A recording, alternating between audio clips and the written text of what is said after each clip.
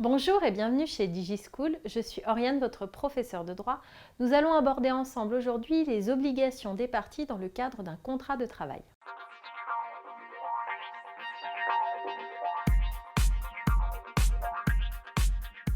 Les obligations du salarié et de l'employeur sont définies dans le contrat de travail, sachant que ce contrat de travail doit s'inscrire dans le respect du droit du travail et des conventions collectives.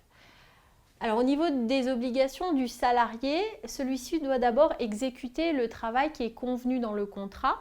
Ce travail va dépendre de la fonction qui a été attribuée au salarié et des tâches qui lui ont été attribuées également.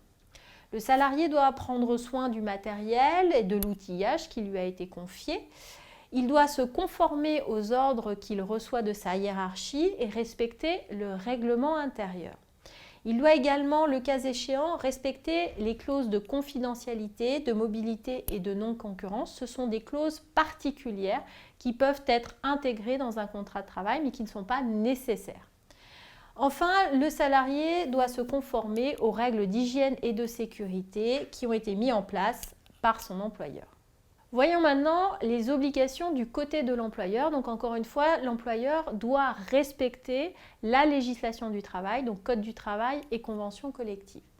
L'employeur doit d'abord fournir le travail qui a été convenu et les conditions qui sont nécessaires à la réalisation de ce travail. Il doit évidemment payer le salarié, sachant qu'il doit payer le salaire qui a été convenu, encore une fois, dans le contrat, en respectant les grilles légales et les grilles conventionnelles. Ce qui veut dire que, par exemple, un employeur ne peut pas payer un salarié en dessous du SMIC, tout simplement.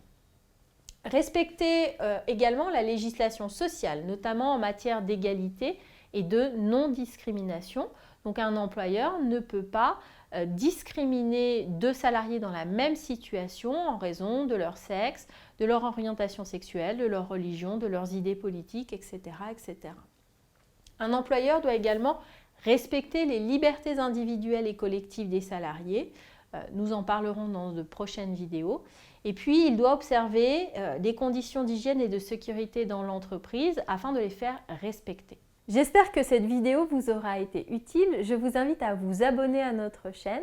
N'hésitez pas à nous laisser des commentaires si vous avez des questions. Je vous dis à bientôt sur DigiSchool.